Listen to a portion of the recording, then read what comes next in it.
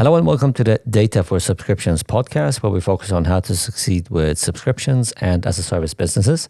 I'm your host, Banian, and I have the pleasure of welcoming Demed, our head of product and CTO at Digital Route, back to the show. Welcome, Demed. Hi, Behdad. Happy to be back. Thank you for having me again. So today we're going to focus on streaming service providers and by managing data, how we can provide better customer experience as well as making ourselves more competitive as streaming service providers. Before we get to those specific topics, why don't we start talking about the market as we see it today? And in particular, what trends are you observing? Yes. So the first thing is the audio streaming market is now a very mature one. And there are clear signs of that, right? The first one would be the amount of many competing offerings that you have to choose from as a consumer. It's no longer just Spotify or Apple. You do have also Google, Amazon, Cobuz, Tidal, and many other niche providers. Alongside with this number of providers that you have, there are also many more ways to procure these services, right? You can get them bundled with your phone service, for instance, with your internet subscriptions. So this means there are many more options for customers for what services to take, but also how to procure that service. Right. That's one. And you can see also some other more interesting concerns. For instance, ethics now is also part of the consumer choice, right? I think there is a growing empathy towards content producers, musicians, and the share of revenue that they get. So that's an interesting sign that the market is reaching another level of maturity. So that's from the consumer side. If you look at maybe on the provider side, what is happening today is the wealth of content that they have to deal with, right? I think it was last year, both Amazon Music and Apple Music announced that they had a catalog that was somewhere in the vicinity of 100 million tracks each. I mean, just pause for a second, 100 million tracks, compare that to the collection of vinyls you had in your collection before. But what's maybe even more important is that each and every day, they're getting 100,000 new tracks. 100,000 new tracks. I mean, if you just put some math around this, think about 3 minutes per song. If you were to put all these songs one after another, you could listen to these new songs uploaded in one day. You could spend almost a year, 2/3 of a year listening to these songs uploading on one day. That's a pretty crazy amount of data and content that they get every single day. So question is, how do you curate this? How do you match users to this content? Yeah. How do you make sure that you have the best experience on your platform? Customer experience is going to be the next frontier, but also going to be really difficult. Right, exactly. Let's dig a little bit more into the competitors. And I'd like to start with Spotify. What can you see in terms of their performance when it comes to their subscriber base? Yeah, Spotify company just a few blocks away from here, in Stockholm as well. So Spotify is, of course, the clear leader. I think it was in Q3 2022, they disclosed they had added another 7 million premium subscribers, and that was bringing their total subscribers to close to 200 million. I think it was 195 million. And the second closest competitor to them is Apple Music with around 72 million paid subscribers. So that's not even half of Spotify. But the competition is coming fast. So Spotify first, Apple Music, Amazon Music right behind Apple Music, about 68 million paid subscribers. And YouTube Music and YouTube Premium, I think, have about 80 million paid subscribers, but then it's a combination of video and audio together. Regarding YouTube Music and Premium, can you talk us through that? Is that obviously two different offerings that they have? Yeah, so YouTube ad-free premium service also includes YouTube Music, and the paid subscription seems to be growing fast. YouTube has the power of Google behind them, of course. I think what that tells us is that this kind of bundle packages are becoming more and more popular. The other clear example is Amazon, right? So Amazon Music is now part of Amazon Prime. Amazon Prime started as this service that would basically give you free expedited shipping for the goods that you buy on Amazon. So now you've got Amazon Music as part of that, and customers seem to like this, and it's growing pretty fast. And then for an extra price, you can upgrade this to Amazon Prime Unlimited with higher quality of streaming and better playlists. Yeah. Let's talk about pricing. So we are seeing price adjustments and increasing prices. We've actually seen that for another part of the streaming service providers, in this case, the video streaming service providers with the Netflix and the Disneys, which we've talked about in other episodes. But in this, the audio streaming service providers, is there a risk now that we see increased prices, especially in today's economic conditions with high inflations, and we're seeing consumers are retracting their spending? Yeah, I think it's clear. We discussed the past, we discussed about subscription fatigue. So on one hand, you've got subscription fatigue. On the other hand, you've got increasing costs, right? And you've seen the music streaming services increasing their prices. So, and they talk about inflation, licensing fees, the cost of infrastructure and delivering this high quality content. But you can see this being reflected in the prices. So Apple Music raised the prices of their individual subscription in the US from $9.99 to $10.99. Spotify was considering it, or maybe they've already done it as well. But so on one hand, they would need to increase the prices. On the other hand, customers suffer a bit from subscription fatigue. So it's an interesting thing to balance.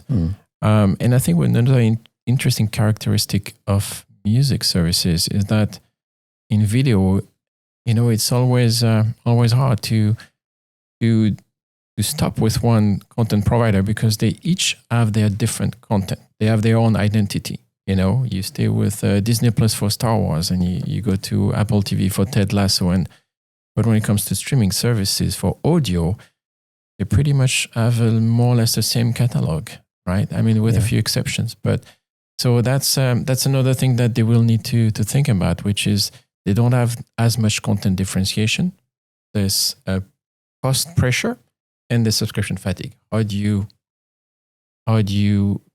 still differentiate yourself, and how do you still keep retain your customers moving forward? Yeah, and I think this is a good segue to the customer experience topic that we started off with for today's discussion. But I think from my point of view, one of the biggest challenges for these guys is that the way that we've all loved the offering from these players, and let's just stick with the Spotify as an example only, is that we've had flat fee subscriptions, a huge catalog of music and growing by the day. We've been able to consume as much as we want to. Now we're at a place where you said just now that, okay, they need to adjust for higher prices or higher costs, which means that they're increasing prices. There's an obvious risk, and I can just speak to it from my own personal consumption pattern, of the price of value friction. And again, to remain personal about it, as well as we can look at statistics, we've already seen that on the video streaming service side.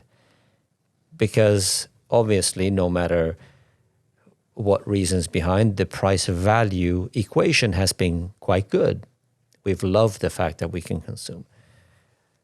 How do you, as an audio streaming service provider, balance this up? Because your costs are supposedly going up. You mentioned an important fact that, from an ethics perspective, at least a bigger sensitivity amongst also consumers that the artists are getting the right share of the revenue.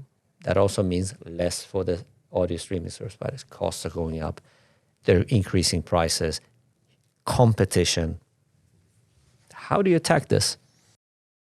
Yeah, I think if you cannot differentiate so much on content, prices are aligned as well. Where do you differentiate? So I think customer experience is, to me, where you will see a lot of interesting things happening. But again, as we discussed earlier, how do you even provide a personal experience when you deal with so much content? So many subscribers on one side, so much content on the other side. We discussed that earlier. 100 million tracks on these streaming services.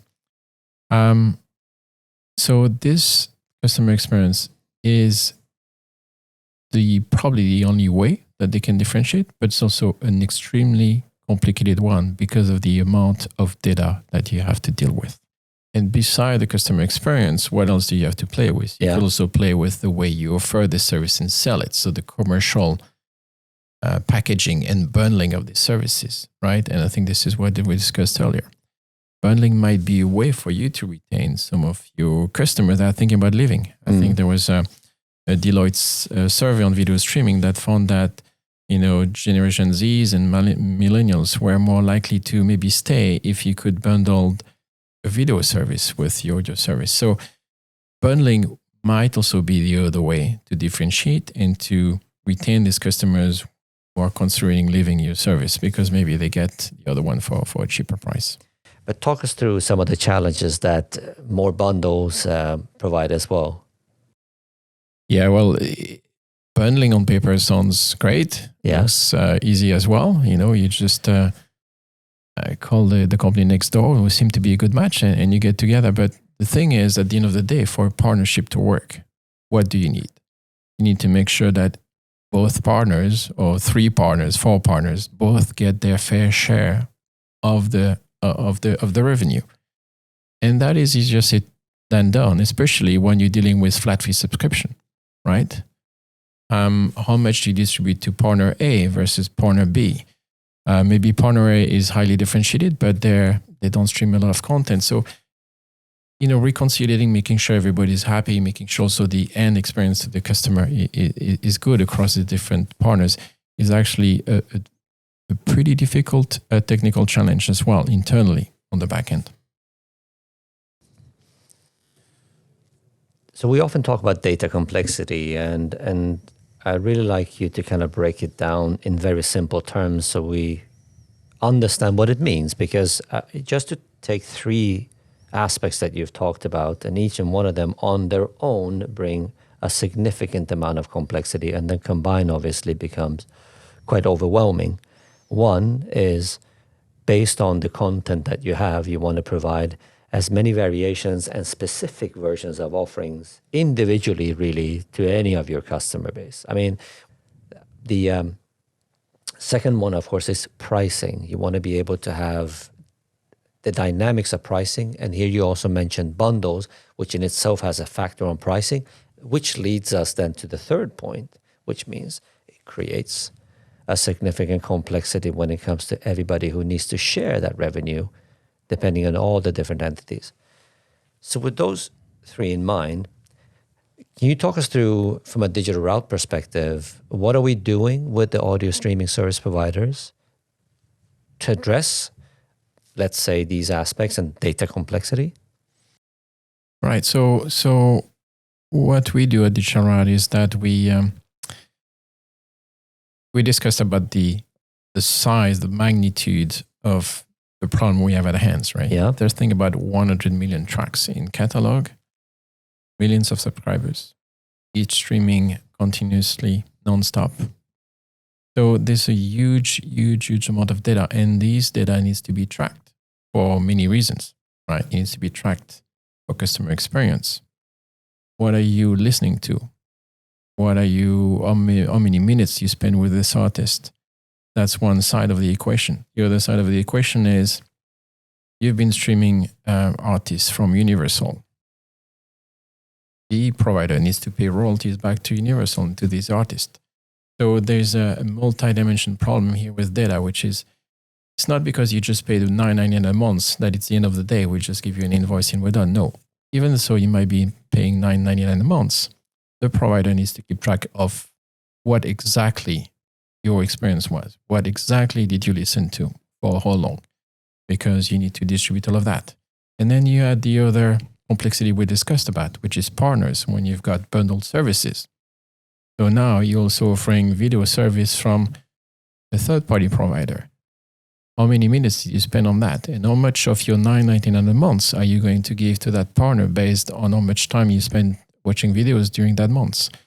So the usage data is a very, very important part and a very, very complex part of the whole spectrum of what these providers do. Everything from customer experience one hand, billing and royalty payment, partner settlements. Right. And this is what we do at Digital Rat, basically. We listen to all these different systems. We keep track of everything. We aggregate, we clean, we organize, and we send in a meaningful way, fashion to the various systems that need to consume this data. And what are we doing from Digital Route when it comes to helping companies provide a better customer experience? Yeah, so, one thing that we do is that we provide companies with clean and complete usage data, right? That's what we discussed earlier. We enrich this, for instance, with CRM system data about who the customer exactly is. And we can deliver this data in dashboards. We can send it directly to your analytics system of choice, or we can send it to your machine learning pipelines. So you can apply all your recommendation algorithms and the like. But this is only part of the picture because we listen to each and every bit of usage data in your system landscape. We basically have our ear on the pulse of the customer. And when you have such detailed usage about customer behavior and usage, you can actually start experimenting as well. Use this to do something different. For instance, say the data that tells you the customer hasn't used your service in 2 months, or maybe the level of usage of the service is constantly going down. This could be a very interesting indicator that you're about to churn as a customer. Maybe the service is no longer as exciting as it used to be. So you can use predictive analytics to do that, provided that you have this data, and this is what we do, right? So once you know that, you can go to this customer and maybe offer a discount, offer 2 months free, offer a new pricing plan. That might be enough to stall you. You were thinking about, I don't want to do this anymore. Maybe I'm going to go back home tonight and cancel this. And you get suddenly 2 months free. That's going to stop you in the tracks, and maybe you're going to come to love the service again. So customer churn could be one thing.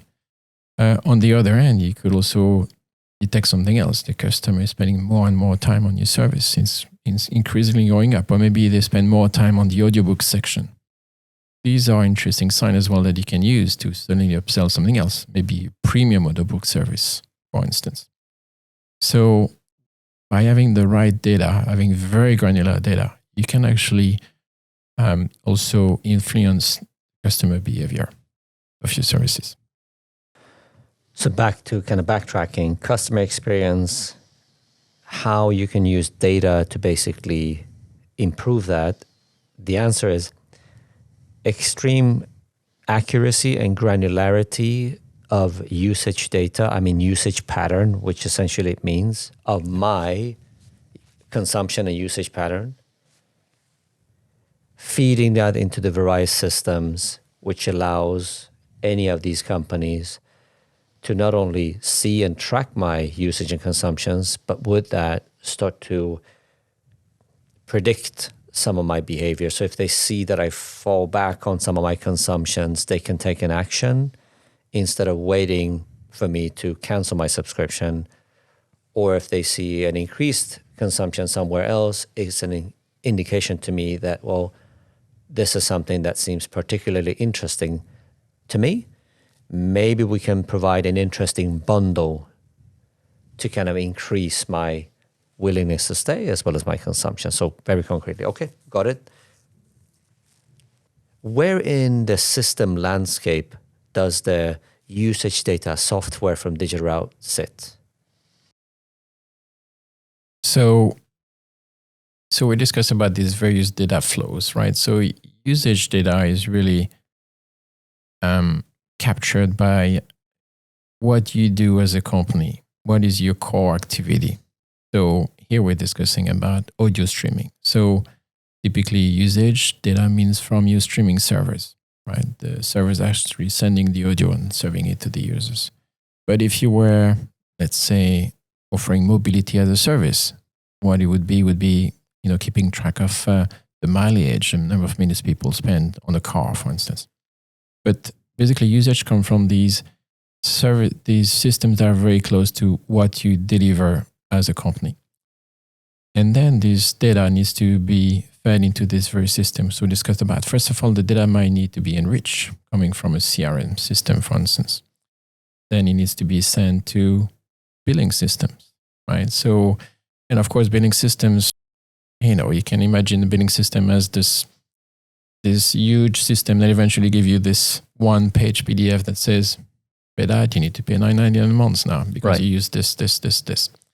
So you can see there's quite a lot of things that need to happen between the fact that you listen to 6 different songs for 2 minutes, also read 2 audiobooks, and this $9.99. There's quite a few things that need to happen. There's a lot of aggregation, a lot of cleaning, a lot of checking your entitlements. Were you actually entitled to do this, or is that going to be an extra cost? So that's the other part that happens here. So take the very granular data, make something out of it, and give something very actionable, consolidated and clean to the billing systems. And in the end, deliver one invoice to the customer. And then on the other side, you've got the analytics, customer experience systems that also want to get all this data for the reasons we described earlier, to detect customer churn, to detect upsell opportunities. And then maybe they need the data in quite a few different things, different ways. Maybe they want something more granular, less condensed, less summarized, less curated. That's one thing. And then upstream of that, you also have your partners. We discussed them. You've got your content providers, the studios generating the songs and the movies that you're streaming. They want to know what you subscribers have been consuming because they want their royalties. And you can imagine there's a lot of revenue recognition, there's a lot of auditing in this world and everything. So you also need to be very precise. But again, it's the same data, but in a different shape. It's no longer about aggregating per subscribers. It's about aggregating per studio and content provider, or maybe artist. So same data at the core, but message and presented in many, many different ways. And all of that needs to happen at the same time, in real time. If I take an outsider view perspective for somebody that is not into the weeds and the details like you are,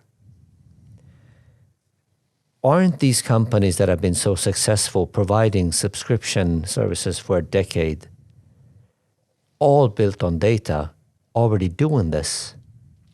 Aren't they already meticulously following, tracking, structuring my usage data?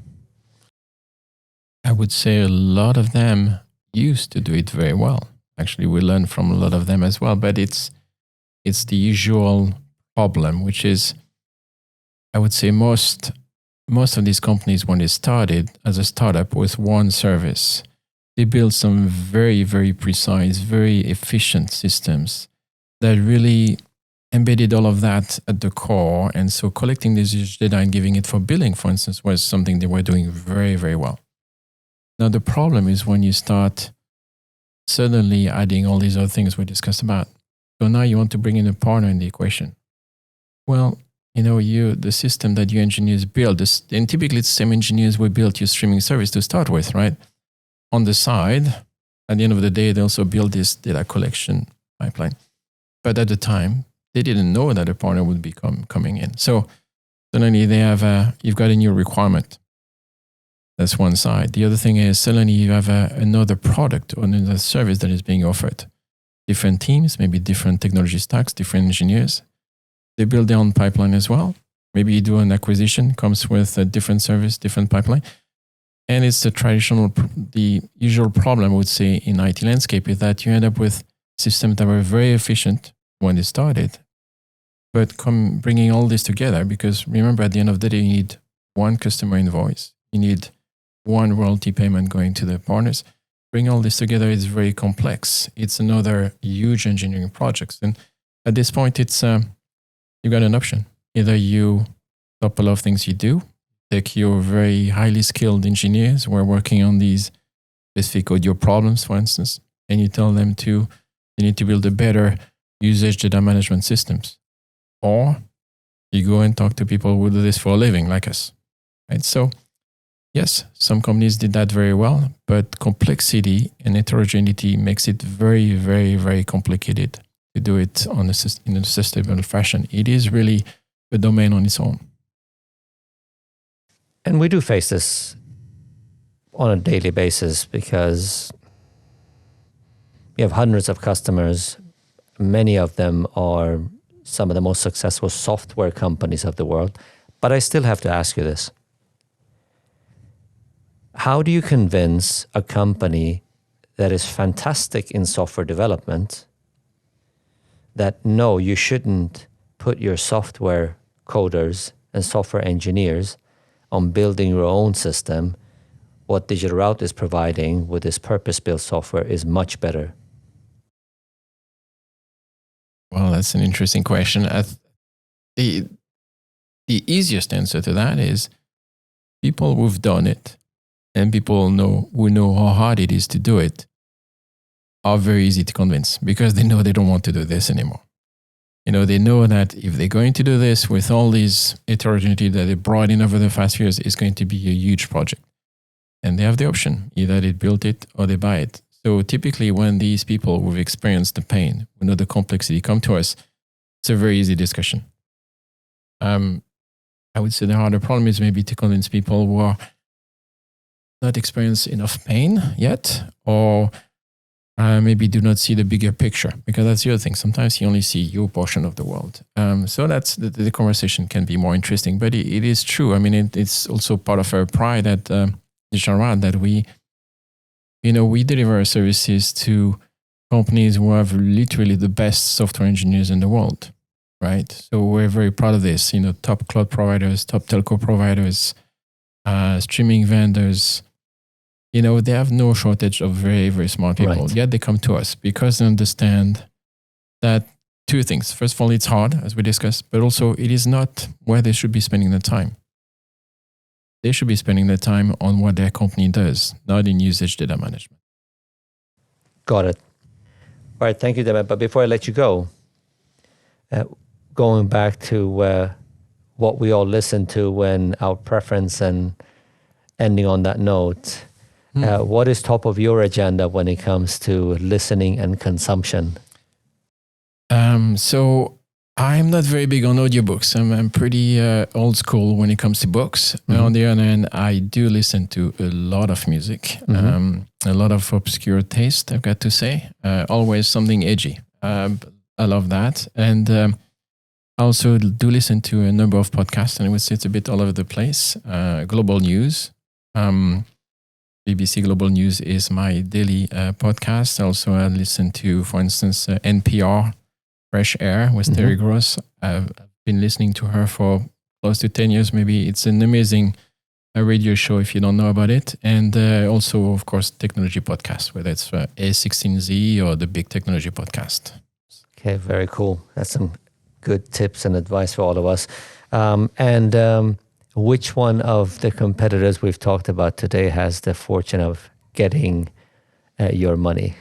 Who do you subscribe to? I've got to say, I tend to have a few too many subscriptions as well. And okay. I'm constantly thinking about which one am I going to drop now. And it's a really hard thing to do. That's a good cliffhanger. So you're both a big spender, but also a risk of a churn. But I've got to say, I have been with our fellow Swedes for probably the year they started. I've had a premium subscription with them. All right. Demed, thank you very much for a very interesting conversation. And I thank you. I appreciate having you here. And thank you for everybody listening in to this episode as well. Speak to you guys next time. Thank you, Behdad.